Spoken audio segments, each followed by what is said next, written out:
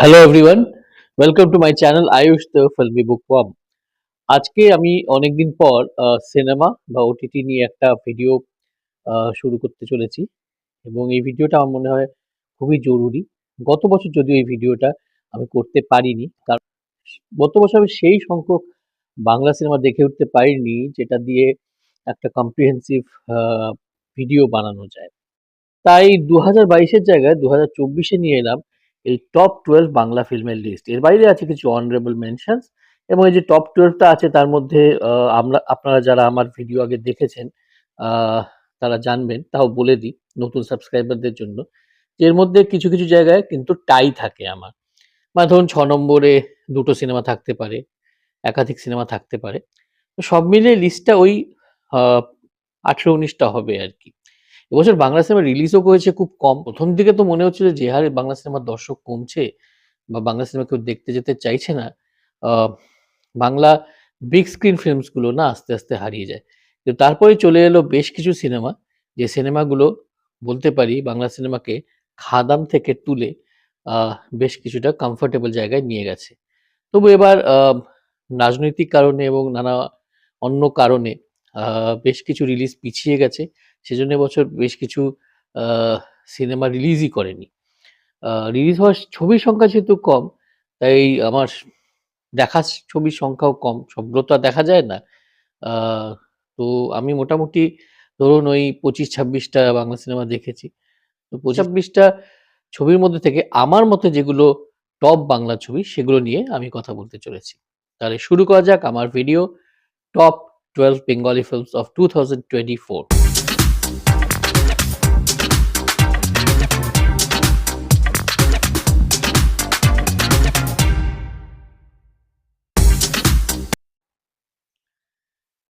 প্রথম যে ক্যাটেগরিটা আমি রাখবো সেটা হচ্ছে অনারেবল মেনশনস।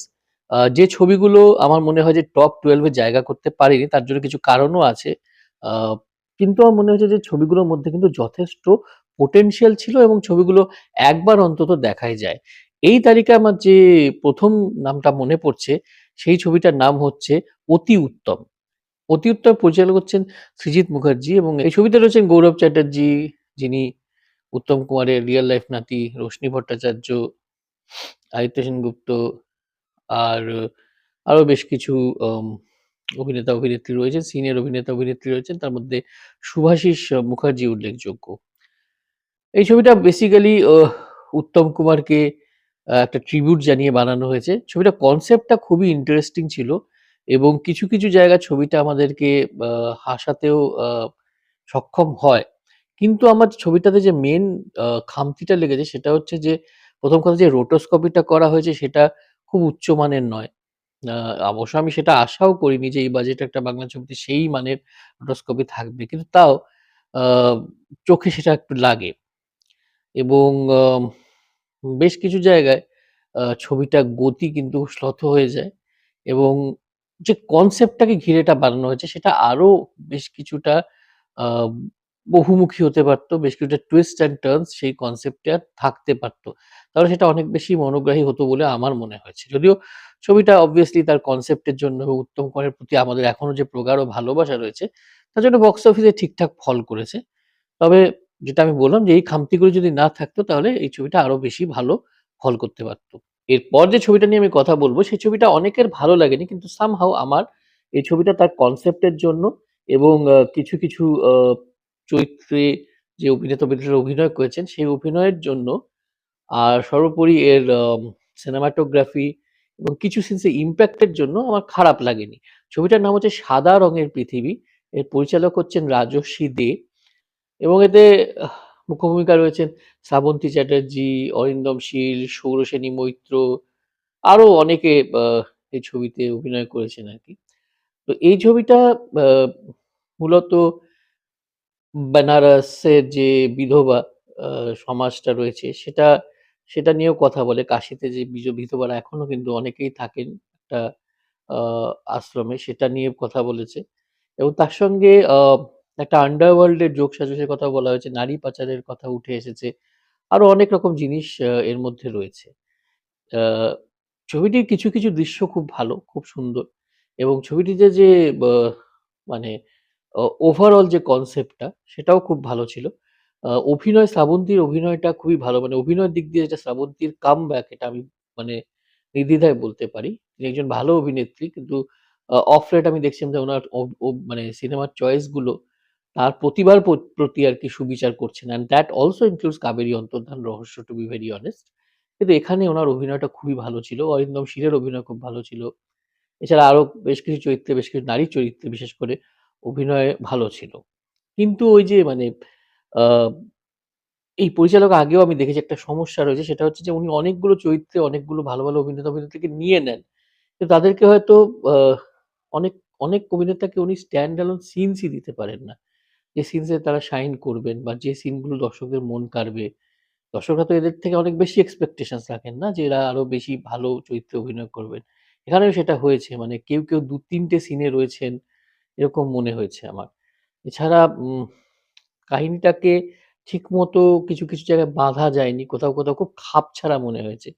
মানে মনে হয়েছে এটা যেন সিনেমা নয় একটা কোনো আমি ওটিটি সিরিজ দেখছি এবং পার্ট 2 র জন্য আমাকে বা নেক্সট সিজন এর জন্য আমাকে অপেক্ষা করতে হবে। সেজন্যই আমি এটার নাম আ আমার টপ 12 লিস্টে রাখলাম না। পর যে ছবিটার কথা আমি বলব, আ সেটা আম ১ম ইনিশিয়ালটা কিন্তু খুব ভালোই নিয়েছিল এবং একটা ডিসেন্ট বিজনেস করেছে বক্স অফিসে বলে আমি জানি। এবং ছবিটাও মোটামুটি খারাপ ছিল না, ভালোই ছিল। ছবিটার নাম হচ্ছে 'আলাপ'।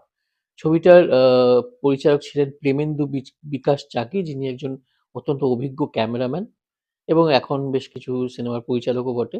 এই ছবিতে ছিলেন আবির চ্যাটার্জী, মিমি চক্রবর্তী, স্বস্তিকা দত্ত, অনুষুয়া দাস, আ মূলত এরা ছিলেন মুখ্য চরিত্রে। এছাড়া সিরিয়ালে কাজ করেন খুব নাম আছে তন্নি লাহা রায়, উনিও একটা চরিত্রে রয়েছেন।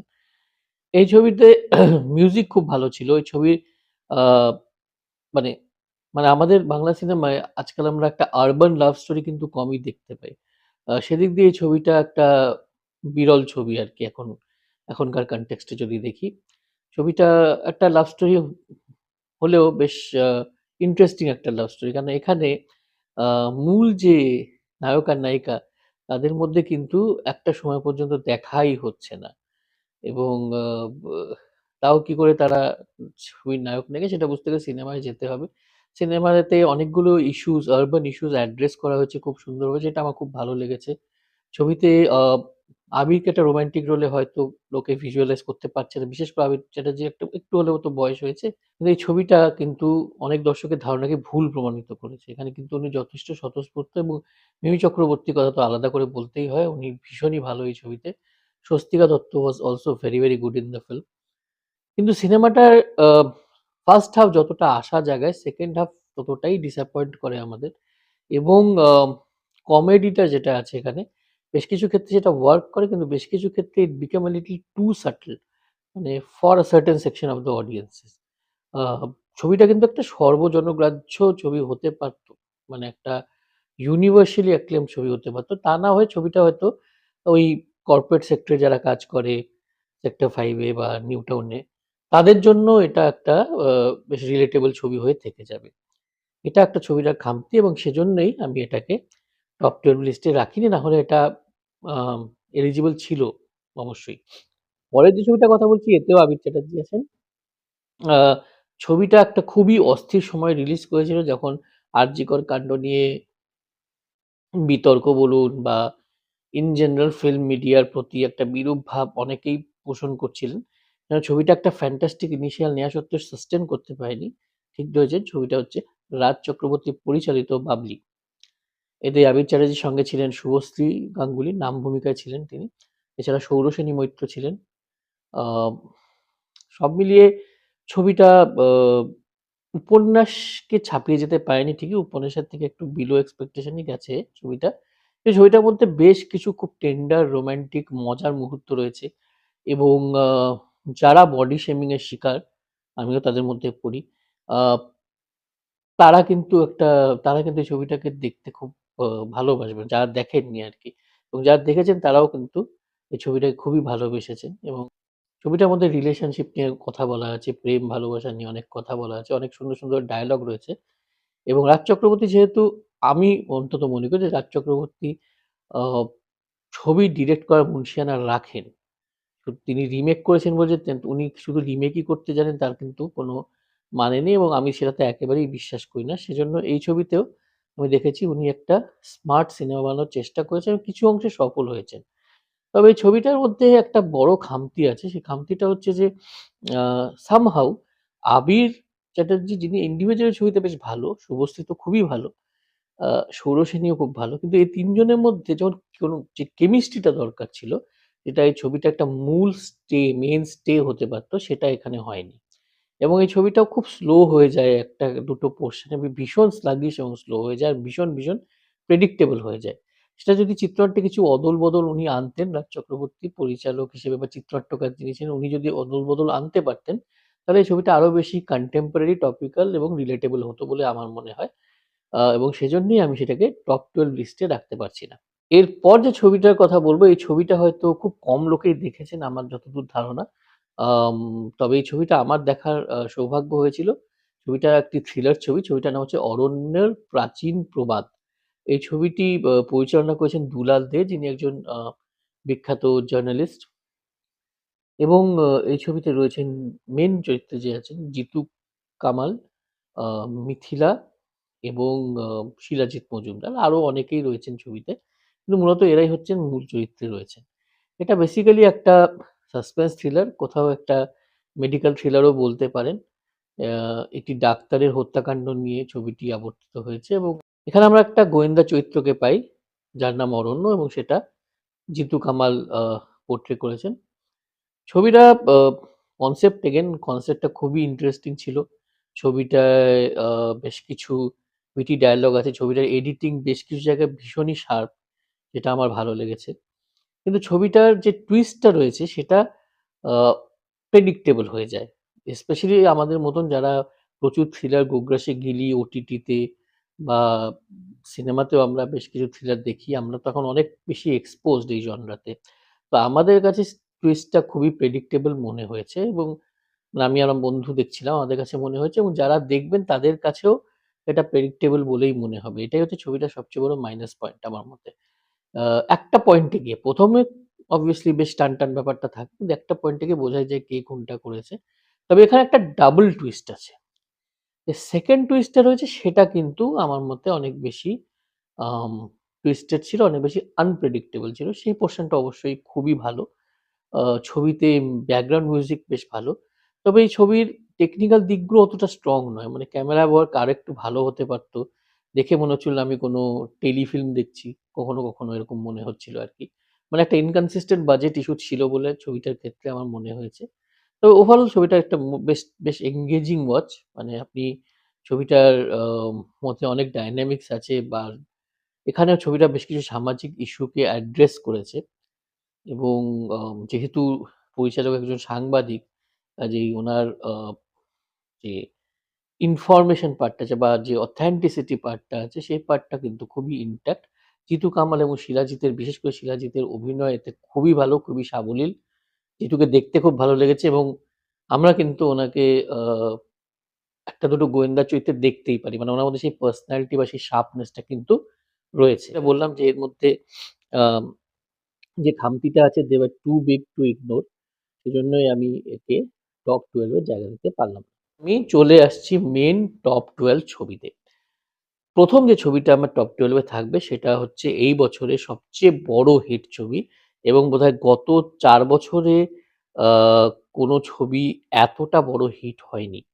আ ছবিটি হচ্ছে সুজিত রিনো দত্ত পরিচালিত 'খাদান', আ যাতে রয়েছেন দেব, ইধিকা পাল, যিশু সেনগুপ্ত, জন ভট্টাচার্য, আ স্নেহা বোস, অনির্বাণ চক্রবর্তী এরা রয়েছেন। আরো সুমিত সমাদ্দার রয়েছেন।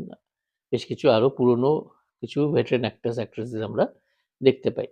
ছবিটা আমি খুব সম্প্রতি দেখেছি এবং ছবিটা আমার মেমোরিতে এখনো ফ্রেশ আছে। তো যারা ছবিটা দেখেছেন বা যারা ছবিটা দেখেনি, ছবিটার ট্রেলার দেখেই গল্পটা বেশ কিছুটা বোঝা গেছে। ছবিটা বেসিক্যালি ২ বন্ধুর গল্প। আম তারপর তার পরের প্রজন্ম তাদের গল্প এবং এই ছবিটির মধ্যে রিভেঞ্জ ড্রামা রয়েছে। আর একটা বন্ধুত্বের গল্প তো রয়েইছে, অ্যাকশন রয়েছে। আর ছবিটা একটা মাস মাসালা মুভি যে ধরনের ছবি বাংলায় হচ্ছিল না বা হলেও সেই ছবিগুলো বুক থুবড়ে পড়ছিল। আ 'চেঙ্গিজ' কিছুটা চেষ্টা করেছিল। আরেকটি ছবিও চেষ্টা করেছিল যাকে নিয়ে আমি একটু পরেই বলব। তো এই ছবিগুলো চেষ্টা করেছিল। 'চেঙ্গিজ' কিছুটা সফল, আংশিকভাবে সফল হয়েছিল। কিন্তু 'খাদানের' মতন সাফল্য বা 'খাদান' যেটাকে রিভাইভ করলো এই জনরাটাকে সেটাই কোনো ছবি এর আগে করতে পারেনি বেশ কিছু বছর ধরে। এবং দেব যিনি বেসিক্যালি পারিবারিক সিনেমা করছিলেন উনি অ্যাকশন আফতারে ফিরেছেন and boy oh boy! Has he delivered মানে অসাধারণ একটা পারফরম্যান্স ডেলিভার করেছেন তিনি। তিনি যখন এই রিমেক ছবিগুলো করতেন তখন কিন্তু তিনি খুব একটা ভালো অভিনেতা ছিলেন না honestly স্পিকিং। চেষ্টা করতেন, চেষ্টাটা দেখা যেত। অ্যাকশন দৃশ্যে সাবলীল ছিলেন, ডান্স ভালো করতেন, দেখতে দারুণ ছিলেন। কিন্তু আ মেইন যে জায়গাটা অভিনয়ের জায়গাটা সেটাও তো খুব দরকারি। সেটা কিন্তু তখন ওই ছবিগুলোতে বোঝা যেত না। কিন্তু এই ছবিতে কিন্তু উনার অভিনয় যথেষ্ট পরিশীলিত মনে হয়েছে। তবে এই ছবির তুরুপের তাস আক্ষরিক অর্থে সেটা হচ্ছে যিশু সেনগুপ্ত। আ মেইনস্ট্রিম বাংলা ছবিতে তার একটা কামব্যাক। আ যিশু সেনগুপ্ত ফাটিয়ে দিয়েছেন বলাই যেতে পারে। অসাধারণ একটা অভিনয় করেছেন এবং স্পেশালি সেকেন্ড হাফ এ উনার যে একটা পার্সোনালিটি চেঞ্জ দেখানো হয়েছে সেটা অসাধারণভাবে তিনি ফুটিয়ে তুলেছেন। এছাড়া এই ছবির প্রাপ্তি দুটো। একটি হচ্ছে জন ভট্টাচার্য। আমার মনে হয়েছে জন ভট্টাচার্যের মধ্যে কিন্তু বিগ স্ক্রিন আ একটা ব্যাপার রয়েছে। বড় কমার্শিয়াল এরিনায় তিনি কিন্তু কামাল করে দেখাতে পারেন এবং এখানে দেব তাকে সেই সুযোগটা দিয়েছেন এবং তিনি পুরো মাত্রায় কাজে লাগিয়েছেন।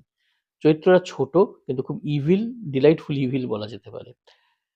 আ আরেকজন হচ্ছে ইধিকা পাল।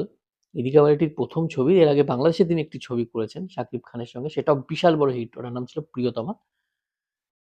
এবং 'প্রিয়তমা' ছবি থেকেও এখানে আমার মনে হয়েছে যে ওনাকে অনেক বেশি স্মার্ট লেগেছে দেখতে। যদি 'প্রিয়তমা'তে অভিনয়ের সুযোগটা ওনার বেশি ছিল। তো ইধিকা কিন্তু বেশ গ্ল্যামারাস একটা স্ক্রিন প্রেজেন্স আছে, অভিনয় ক্ষমতা আছে, ডান্স ভালো করেন। তো I think we are about to get a good commercial heroine provided উনি ওনার প্রজেক্ট গুলো ভালোভাবে judiciously চুজ করেন। ছবির মিউজিক খুব ভালো ছিল। আ 'কিশোরী কিশোরী' গানটা তো ভীষণ পপুলার, ভীষণ চলছে এখন। এছাড়া 'রাধারানী' গানটা আমার অসাধারণ লেগেছে স্ক্রিনে দেখতে। আ তার বাইরেও 'রাজার রাজা এলো' গানটাও খুব হিট করেছে। আম তো সব মিলিয়ে 'হায় রে বিয়া হলো কেন' 'হাউ ক্যান আই ফরগেট' টা তো প্রচুর বিয়েতে বাজছে আমি শুনছি। আ তো সেসব জিনিস তো খুবই ভালো আছে। কিন্তু আমি এটাকে একটু নিচে এজন্যই রেখেছি কারণ স্টোরিটা খুব প্রেডিক্টেবল, প্লট খুব প্রেডিক্টেবল মনে হয়েছে এবং স্ক্রিপ্টে ২-৪ টে লুপহোলস আছে। এবার যদি 'খাদান 2' প্ল্যান করছেন সেই লুপহোলস গুলোকে সেখানে মেকআপ করা হবে তাহলে আমার কিছু বলার নেই। কিন্তু তাও আমি বলব যে এই লুপহোলস গুলো না থাকলে ছবিটাকে as a film, not as a masala entertainer but as a film হয়তো ছবিটা আরো ভালো হতো বলে আমার মনে হচ্ছে। এরপর আসছি আরেকটা মাসালা ফিল্মে যেটা প্রডিউস করেছেন আরেকজন নায়ক অঙ্কুশ হাজরা। ছবিটার নাম ছিল 'মির্জা পার্ট 1' আ এই ছবিটা কিন্তু 'খাদানের' থেকে আমার স্ক্রিপ্ট ওয়াইজ বেশি ভালো মনে হয়েছিল কিছু জায়গায় এবং বেসিক স্টোরি লাইনটা কিন্তু আরো ভালো ছিল। ছবিটার মধ্যে একটা sophistication ছিল, ছবিটার মধ্যে একটা স্লিকনেস ছিল। আর বিগ স্ক্রিন ফিল্ম যেটা বোঝায় সেটা ছবিটার মধ্যে সেই ব্যাপারটা ছিল। অঙ্কুশের অভিনয় দারুণ। আ তাকে দেখতেও বেশ প্রেজেন্টেবল লেগেছে ছবিতে। Um Aindrila was a surprise factor for me. কারণ ওনাকে আমি স্মল স্ক্রিনে দেখেছি। আর ছোটবেলায় চাইল্ড অ্যাক্ট্রেস হিসেবে দেখেছি। উনার কোনো ছবি আমি বড় স্ক্রিনে এর আগে দেখিনি। ম্যাজিকটা আমার মিস হয়ে গেছিল। তো হিসেবে দেখেছি। মনে হয়েছিল হ্যাঁ, অভিনয় ক্ষমতা আছে। কিন্তু এখানে যেটা দেখেছি যে অ্যাকশন করেছে বা ডান্স করেছেন, সবগুলোতেই তিনি কিন্তু ভীষণ স্বতঃস্ফূর্ত। তো বেশ বেশ ভালো লেগেছে ঐন্দ্রিলাকে এই ছবিতে। এছাড়া এই ছবিতে আ ঋষি কৌশিকের একটা কামব্যাক হয়েছে। ঋষি কৌশিকের দুর্দান্ত প্রেজেন্সটা দুর্দান্ত লেগেছে। অভিনয় বেশ ভালো করেছে। আ উনি এই ধরনের রোল লাফ অ্যান্ড টাফ রোল খুবই ভালো করেন। ছবিটাতে যেটা খামতি রয়েছে সেটা হচ্ছে যে আ কৌশিক গাঙ্গুলিকে আমার মনে হয়েছে যে কৌশিক গাঙ্গুলি খুব ভালো অভিনয় করেছেন। কিন্তু তাও মনে হচ্ছে যে কৌশিক গাঙ্গুলিকে ঠিক মতো এখানে ব্যবহার করা হয়নি। এছাড়া ছবিটার ব্যাকগ্রাউন্ড মিউজিকে আরো একটু মনোযোগ দেওয়া প্রয়োজন ছিল বলে আমার মনে হয়েছে। আর এই ধরনের ছবিতে যে আমরা ওভারঅল একটা আম কি বলবো? একটা সোয়াগ বা অ্যাটিটিউড এক্সপেক্ট করি, সেটা একটু কম পাওয়া গেছে চরিত্রদের কাছ থেকে বলে আমার মনে হয়েছে। যেটা কিন্তু খাদানে ভালো রকম রয়েছে। এবং ছবিটা লেংথ ও কিছু ক্ষেত্রে আমার বেশি বলে মনে হয়েছে। আরেকটু শার্প এডিটিং হলে কিন্তু ছবিটা আরো পপুলার হতো। এছাড়া অঙ্কুশ স্টার ঠিকই কিন্তু দেবের মতন সুপারস্টার তো নন। কাজেই একটা অলমোস্ট ডেড জনরাকে টেনে তোলার ক্ষমতা হয়তো ওনার ছিল না এবং সেটা উনি আংশিকভাবেই সফল হয়েছেন সেজন্য।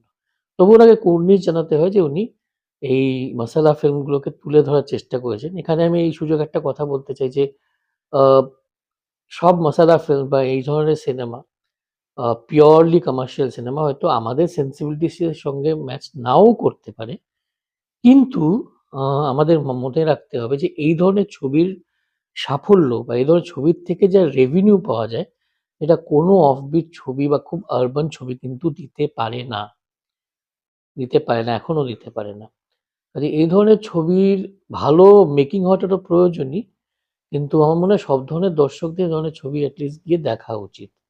আমরা তো এককালে এই ধরনের ছবি দেখেই বড় হয়েছি। কাজেই অ্যাপ্রিশিয়েট করতে তো কোনো বাধা নেই। অ্যাপ্রিশিয়েট করার চোখটা একটু পাল্টাতে হবে এই যা। এনিওয়েজ নেক্সট ছবিতে যাওয়া যাক। ১০ নম্বরে যে ছবিটা আছে, সেই ছবিটার নাম হচ্ছে 'বুমেরাং'। এর পরিচালক হচ্ছে সৌভিক কুন্ডু। আ স্টারিং জিৎ, রুক্মিণী মৈত্র, সৌরভ দাস আরো অনেকে রয়েছেন। এই ছবিটা মূলত একটা সাই-ফাই কমেডি ছবি এবং এটা কিন্তু একটা প্রায়, প্রায় আ আনইউজড জনরা আমাদের বাংলা ফিল্ম ইন্ডাস্ট্রিতে। এক যে ছিল 'দেশ' মনে পড়ছে আমার তপন সিনহার। সেটাও স্যাটায়ার ছিল। কমেডি মানে কমেডিই ছিল বলতে পারেন। বাট হ্যাঁ, ওটাকেই ওটাই ওটার কথাই মনে পড়ছে কিছুটা পাতাল ঘর বলতে পারেন। কিন্তু এই ছবিটা সেদিক দিয়ে একটা নজিরই গড়েছে বলা যেতে পারে। এর বাজেটও বেশ হাই ছিল, মেকিং ভীষণ স্লিক ছিল, ভীষণই স্লিক ছিল। ভিএফএক্স এর কাজ বাংলা ছবির আন্দাজে খুবই ভালো ছিল এবং অভিনয় প্রায় প্রত্যেকের ভালো ছিল। রুক্মিণী মৈত্র স্পেশালি আমাকে অবাক করেছেন। আ উনার মধ্যে ট্যালেন্ট আছে, she is very smart, very free in front of the camera এগুলো আমি জানতাম। কিন্তু এত ভালো কমেডি করতে পারেন বা এই রোলটাকে এত সুন্দরভাবে ব্যালেন্স করতে পারবেন এটা আমার এক্সপেকটেশন honestly ছিল না। জিৎ ভীষণ সুন্দর লেগেছে উনাকে দেখতে এবং অভিনয়টা তো উনি অ্যাকচুয়ালি ভালো করেন আমার মনে হয়। এখানেও খুব ভালো অভিনয় করেছেন। সৌরভ দাস উনার এ ধরনের রোল মানে এটা মানে কি বলবো উনার জন্য একদম ফ্যামিলিয়ার পিচে ব্যাটিং করা এবং তিনি চালিয়ে খেলেছেন আরকি। আম ছবিটার খামতি বলতে ছবিটা আমি একটু নিচে কেন রেখেছি, এই ছবিটারও না স্ক্রিপ্টটা খুব টাইট না। স্ক্রিপ্টটা একটু লুজ আছে এবং কমিক মোমেন্ট গুলো ছাড়া যে ইমোশনাল মোমেন্টস গুলো আছে, সেগুলোকে ঠিকমতো হ্যান্ডেল করা হয়নি বলে আমার ধারণা। এটা যদি একটু ভালো করে হ্যান্ডেল করা যেত এই কমিক মুহূর্তগুলো, তাহলে ছবিটা কিন্তু আরো বেশি আ ভালো হতো। এটা আমার ধারণা। তাছাড়া গানগুলো সেই লেভেলের আমার মনে হয়নি। যেমন 'খাদানের' গান মুখে, মুখে ঘুরছে সেরকম গান মানে মিউজিকের অ্যাসপেক্টটা তো কমার্শিয়াল সিনেমা খুব স্ট্রং হওয়া উচিত। আম সেটা ছিল না। যদিও picturisation, choreography they were very, very good as usual কিন্তু মেইন জিনিসটা যেটা গানের কম্পোজিশন বা লিরিক্স আমার তেমন কিছু অ্যাপিলিং মনে হয়নি আরকি। তবে ওভারঅল 'বুমেরাং' একটা বেশ ভালো, বেশ এন্টারটেইনিং ছবি। একবার তো দেখাই যায়। 'অযোগ্য' এর পরের ছবি। আ 'অযোগ্য' কৌশিক গাঙ্গুলী পরিচালনা করেছেন। প্রসেনজিৎ আছেন, ঋতুপর্ণা আছেন এবং প্রসেনজিৎ ঋতুপর্ণার জুটির এটি ৫০ তম ছবি ছিল। এই ছবিতে আরো আছেন লিলি চক্রবর্তী এবং শিলাজিৎ মজুমদার। আরো অনেকে রয়েছেন। তো এই ছবিটা একটা রিলেশনশিপ ড্রামা। যার মধ্যে একটা সাসপেন্স রয়েছে। একটা একদম লাস্টের দিকে একটা বেশ বড় চমক রয়েছে এবং কৌশিক গাঙ্গুলী এই ধরনের ছবি খুবই ভালো পরিচালনা করেন। এই ছবিটাও তিনি খুব ভালো পরিচালনা করেছেন। আ ছবিতে বেশ কিছু মুহূর্ত আছে যেগুলো মানে খুবই এনগেজিং। পারফরম্যান্সেস তো খুবই সুন্দর। শিলাজিৎ মজুমদার অবাক করেছেন আমাকে। দুর্দান্ত একটা পারফরম্যান্স দিয়েছেন। ঋতুপর্ণা ভীষণ, ভীষণ ভালো, ভীষণই ভালো। শেষের দিকে সিনগুলোতে তো ভীষণই ভালো। প্রসেনজিৎ অ্যাজ ইউজুয়াল সুপারব এবং উনাকে দারুণ লেগেছে। উনার যে এন্ট্রিটা দেয়া হয়েছে সেটা কিন্তু একেবারে কমার্শিয়াল ফিল্মের হিরোর মতো একটা এন্ট্রি দেয়া হয়েছে। দেখতে ওনাকে খুব ভালো লেগেছে। বয়সের তুলনায় যথেষ্ট ইয়াং লেগেছেন এবং উনি পারফরম্যান্সটাও ফাটাফাটি দিয়েছেন। উনারও পারফরম্যান্স সেকেন্ড হাফ এ আরো বেশি ভালো বলে আমার মনে হয়েছে। লিলি চক্রবর্তী তো খুবই ভালো। সব পারফরম্যান্স খুবই ভালো সবারই। আ মিউজিক এই ছবির খুবই ভালো। 'অযোগ্য' আমি গানটা তো খুবই সুন্দর। 'না তুই আমার হবি না' এই গানটাও খুব ভালো। কিন্তু এই ছবির যে মূল সমস্যাটা সেটা হচ্ছে স্টোরি লাইনটা ভীষণই প্রেডিক্টেবল এবং খুব মানে মামুলি স্টোরি লাইন বলবো আমি। মানে প্রসেনজিৎ ঋতুপর্ণা জুটির ৫০ তম ছবি হিসেবে স্টোরি লাইনটা আরেকটু স্ট্রং হওয়া উচিত ছিল বলে আমার মনে হয়েছে। স্ক্রিন প্লে কিছুটা পুষিয়ে দিয়েছে কিন্তু স্ক্রিন প্লের যে টাইম ফ্রেমের যে খেলাটা সেটা যথেষ্ট ছিল না ছবির উইক স্টোরি লাইনকে ঢাকার ক্ষেত্রে। মানে অর্ধাঙ্গিনীর তুলনা যদি আমি অর্ধাঙ্গিনী ২৩ সালে রিলিজ করেছিল কৌশিক গাঙ্গুলির ছবি, সেটাও সিমিলার কনসেপ্ট, কিন্তু Ardhangini was a far superior film because of the story line. এখানে সেখানে সেক্ষেত্রে একটু সাফার করেছে। এছাড়া পুরী শহরটাকে আরেকটু এক্সপ্লোর করা যেত বলে আমার মনে হয়েছে। মানে এগুলো এই ব্যাপারগুলো আছে আরকি, এবং অম্বরীশের রোলটা আমার কাছে একটু থ্যাঙ্কলেসই মনে হয়েছে। একটু যেন ফোর্সড। যাই হোক। তো এই আ ছবিটাকে এইজন্য একটু নিচের দিকে রাখলাম। একটা মানে আমার খুব প্রিয় পরিচালক কৌশিক গাঙ্গুলি।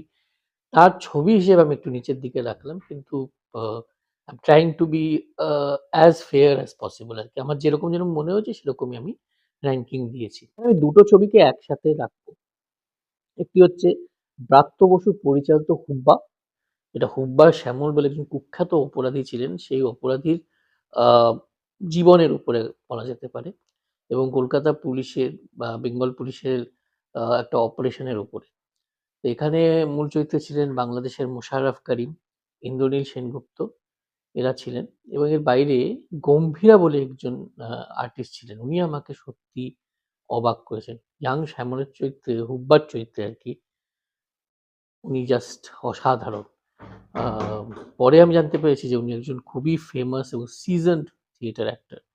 আম অসাধারণ করেছেন। মোশাররফ করিম তো কি বলবো? খুবই বড় একজন অভিনেতা, খুব বড় মাপের অভিনেতা, এবং উনি নিজের জান লাগিয়ে অভিনয়টা করেছেন।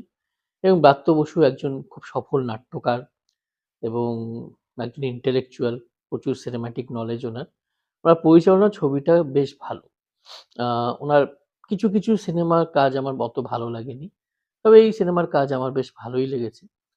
যদিও আম গ্যাংস্টার অপারেশনস যেগুলো আছে, সেগুলো আরেকটু স্লিকলি দেখানো যেত বলে আমার মনে হয়েছে। গালাগালের ব্যবহারটা আমার মতে একটু বেশি হয়ে গেছে। ঠিক আছে, আমি মানছি যে গালাগালটা একটা রিয়ালিস্টিক টাচ দিয়েছে ছবিকে। কিন্তু সেটারও একটা লিমিট থাকে, সেটা একটু কোথাও ক্রস করে গেছে।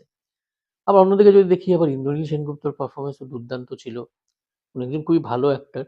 আম তো উনাকে খুব ভালো ব্যবহার করা হয়েছে। কিন্তু ইন্দ্রনীল সেনগুপ্তর ক্যারেক্টারটা কোথাও যেন একটু কার্ডবোর্ড কাটআউট হয়ে গেছে। মানে আরেকটু ডায়নামিজম, আরেকটু ভ্যারাইটি আশা করেছিলাম উনার ক্যারেক্টারাইজেশন এ। এটাতে উনার কোনো দোষ নেই। উনি দুর্দান্ত অভিনয় করে বেরিয়ে গেছেন। এটা বলতে পারি যে স্ক্রিপ্টেড ফল্ট আমি বলতে পারি। তবে ওভারঅল 'হুব্বা' একটা বেশ ভালো ছবি। খুব এনগেজিং একটা ছবি, এবং এমন একটা টপিকের উপর ছবি করতে কিন্তু সাহস লাগে। আ বাংলায় বাংলার নিজস্ব আন্ডারওয়ার্ল্ড নিয়ে বা সত্যিকারের মানে ঘটনা নিয়ে ছবি কিন্তু বিরল। সেক্ষেত্রে 'হুব্বা' একটা নজির রাখলো। এবার যে ছবিটা নিয়ে আমি কথা বলব, সেই ছবিটার পরিচালক রাজ চক্রবর্তী।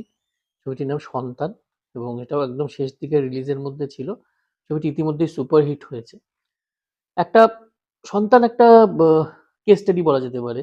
একটা খুবই সাধারণ বিষয় যার উপর অগুন্তি ছবি হয়েছে। তার মধ্যে বোধহয় গোটা ৭ এক ছবি স্বপন সাহাই বানিয়েছে। এই ধরনের একটা ক্লিশে টপিকের উপর একটা ছবি কতটা এনগেজিং হতে পারে, সেটা কিন্তু রাজ চক্রবর্তী করে দেখালেন। 'সন্তান' is an extremely engaging film, এবং এর কারণটা হচ্ছে যে বেশিরভাগ দৃশ্যের পারফরম্যান্সেস অত্যন্ত উচ্চমানের। আ সেই অকৃতজ্ঞ ছেলে, অসহায় বাবা-মা, এই কার্ডবোর্ড কাটআউট টাইপেরই ক্যারেক্টার, কিন্তু ক্যারেক্টারগুলোর পারফরম্যান্স ভীষণ রিয়ালিস্টিক বেশিরভাগ ক্ষেত্রে, এবং আ খুবই জলজান্ত পারফরম্যান্সেস বলবো। মিঠুন চক্রবর্তীকে নিয়ে আমি নতুন করে কি বলবো? আমি তো ছোটবেলা থেকে উনার ফ্যান, উনার ছবি দেখে আসছি। আ উনি একটা অসহায় বাবার চরিত্রে যে রকম অভিনয় করেছেন, নিজের সমস্ত রকম সুপারস্টারডম ছেড়ে, তকমাটা একেবারে মুছে ফেলে, অসাধারণ। কিন্তু উনার এই প্রেজেন্সটা যেটা আছে, সেটা এখনো কিন্তু দিব্যি রয়েছে, এবং উনি যখন অভিনয় করছেন আশেপাশের কোনো চরিত্রকে দাঁড়াতে উনি দেননি। আম শুভশ্রী গাঙ্গুলী, মানে আমি বলব most improved actress over the past decade. A recently বেশ কিছু ছবিতে উনার খুব ভালো পারফরম্যান্স দেখেছি। এই ছবিতেও উনার পারফরম্যান্স খুবই ভালো, এবং একটা উকিলের, একটা লয়ারের যে পার্সোনালিটিটা থাকা দরকার, সেটা উনি খুব ভালো আয়ত্ত করেছেন। খরাজ মুখার্জিও দুর্দান্ত উনার রোলে। উনি একজন মহান অভিনেতা, খুবই আন্ডার ইউটিলাইজড আমার মতে। উনি ওনার সেরাটা দিয়েছেন। এরপর যার কথা বলবো, হচ্ছে অনুষা মজুমদার। উনিও দুর্দান্ত একটা পারফরম্যান্স দিয়েছেন। Uh my husband is not for sale, এটা তো খুবই বিখ্যাত হয়ে গেছে এখন ডায়লগটা। ঋত্বিক চক্রবর্তী খুবই ভালো, কিন্তু উনি যতটা ভালো হতে পারতেন তার তুলনায় আমার ওনাকে একটু কোথাও কোথাও আড়ষ্ট মনে হয়েছে। সেটা আমার হয়তো মনে হয়েছে, কিন্তু ওনার দর্শকরা তো খুবই প্রশংসা করছেন ওনার পারফরমেন্সে। কোথাও না কোথাও এটা আমার মনে হয়েছে। এছাড়া ছবিটা কিছু ক্ষেত্রে আমি বললাম যে কিছু ক্ষেত্রে খুব রিয়েলিস্টিক, কিন্তু কিছু ক্ষেত্রে সেই খুবই লাউড একটা ব্যাপার রয়েছে। এবং সেই লাউড ব্যাপারটা কোথাও না কোথাও বিরক্তিকর পর্যায়ে চলে যায়। আমি একটা কথা বলতে ভুলে গেছিলাম যে অহনা দত্ত এই ছবিতে ডেবিউ করেছেন। মনেই হয়নি উনি ডেবিউ করেছেন। ওনার পারফরমেন্স খুবই ভালো। একটা নেগেটিভ রোলেই উনি অভিনয় করেছেন। কিন্তু সিরিয়ালের নেগেটিভ রোলের থেকে this was a Far Cry. এটা অনেক বেশি একটা রিয়ালিস্টিক্যালি নেগেটিভ রোল ছিল এবং ভালো করেছেন। ওনার যে রোলটা ওনাকে দেওয়া হয়েছিল, she was very good in certain scenes. Mithun Chakraborty, Anusuya Majumdar, Ritwik চক্রবর্তীর সামনে নিজের প্রথম সিনেমাতে অভিনয় করা দম লাগে, বস। এবং উনি কিন্তু সেটা প্রুভ করে দেখিয়েছেন যে she is a talent to watch out for. যাই হোক, এবার ছবির খামতিগুলো নিয়ে ফিরে আসি।